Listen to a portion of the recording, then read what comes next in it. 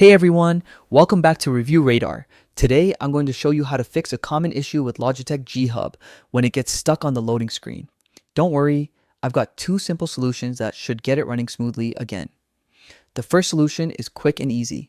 All you need to do is open your task manager. Look for any Logitech G HUB processes that are currently running, select them, and click End Task. Once you've done that, try launching G HUB again. In many cases, this alone will fix the problem. If that doesn't work, don't worry. There's another solution. Go back to Task Manager, expand the Logitech processes, right-click on each one, and choose Open File Location.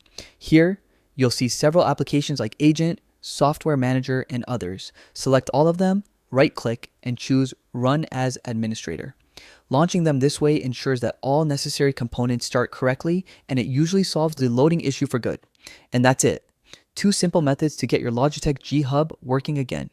If this video helped you, drop a comment below and let me know. Don't forget to like the video and subscribe to Review Radar for more tech tips and fixes.